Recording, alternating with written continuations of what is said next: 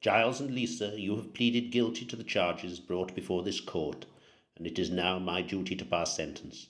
You are habitual criminals who accept arrest as an occupational hazard and presumably accept imprisonment in the same casual manner.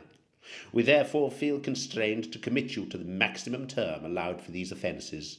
You will go to HMP Discovery 2 for 2 weeks.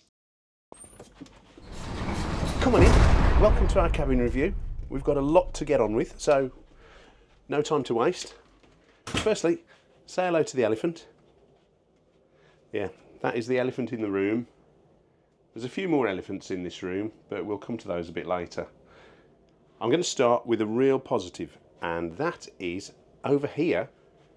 Look at this dressing area with all the mirrors, all set at different angles. You can see multiple images of yourself, and you can see the back of your head. This is brilliant.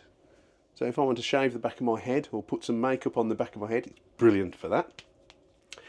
We've got on here tissues which are supplied, on-off switch for our lights here, coffee and tea making facilities, no biscuits though, that was a little bit of a disappointment. There's a kettle which is perfect for a couple of cups. Now this is worth looking at because we've got European adapters and US adapters. There are 2 US and 2 European over here. The kettle uses one of those. So if you're bringing your adapter plugs, you'll need to bear that in mind. Now we're in an inside cabin. This is on deck 2, right in the bowels of the ship. We're also at the back of the ship. We were expecting to hear a lot of engine noise and be disturbed by that. We haven't heard a great deal of noise here. We've slept really well. We've got radiators at home that are louder than the noises that we get in this cabin, so that's a real plus as well. We've got storage space here with a safe. That works very well. Not big enough to get a laptop in, but all your phones, cash, everything else, cards and travel things that you need, that's fine. Just squeak a bit. We've got a television. It's not particularly brilliant. There's no movie channels, etc. You've got what you've got. It's probably not even worth going through that. It does swing out though, so if you want to watch it in bed, there's an option for you. And we've got 3 large drawers on this side, and across on the other side we've got 3 smaller drawers.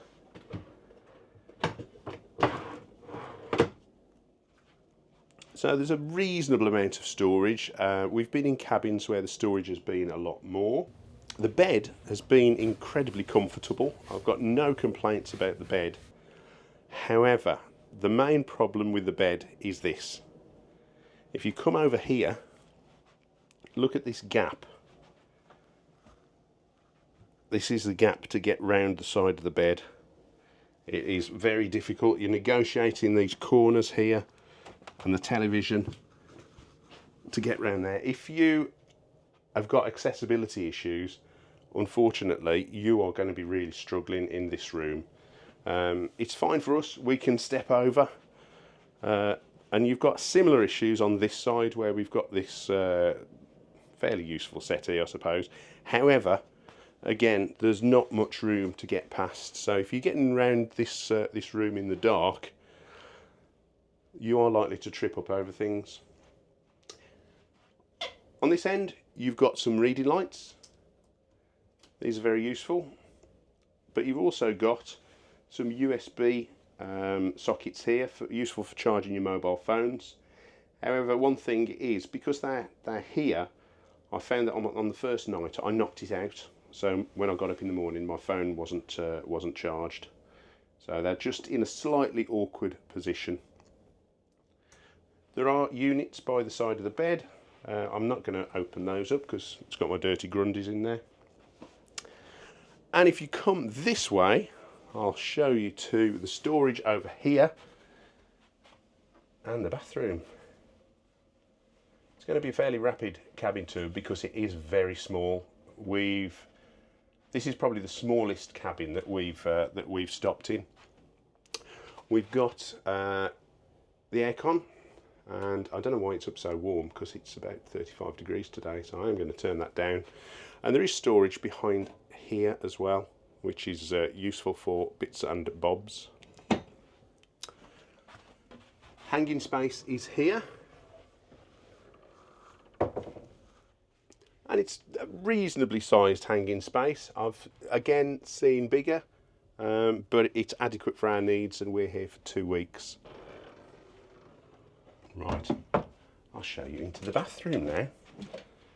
So the bathroom, we've got a shower, which, considering we're on the bottom of the ship, I did think that it would be quite powerful. However, it's not a particularly powerful shower. It drips out, it doesn't throw out a jet of water.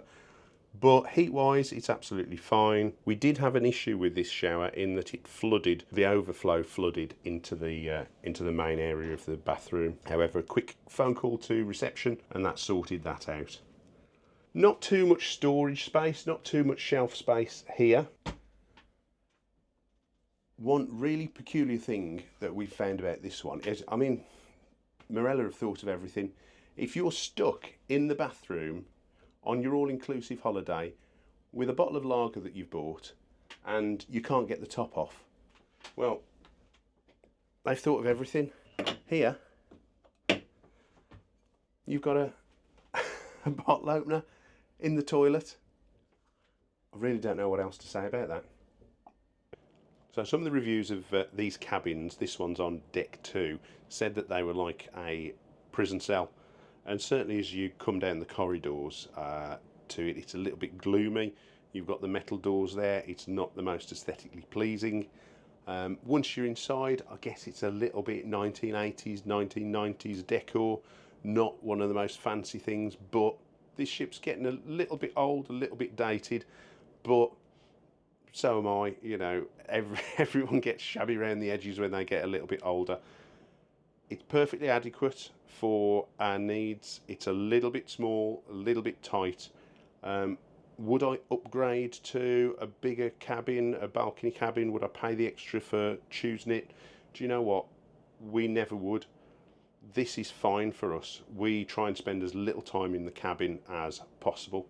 So it's somewhere just for us to go and sleep, get ready in the evening, and we'll be out on the deck or out in the ports for most of the time. So I don't see the point in spending additional money on a cabin upgrade. We'll have generally the ones that are allocated to us. We won't pay extra for anything else. So yeah, we are, despite certain reservations about it and the fact we've been in better cabins, yeah, I'd still book this cabin. It's not like a prison cell at all. So I'm afraid I disagree with those people who put the reviews in. So if you found our cabin review useful, we've also got a ship's tour, so check that one out. And please like and subscribe to see more travel related content from Travelling Light. Thank you very much for watching, and we'll see you again next time. Bye.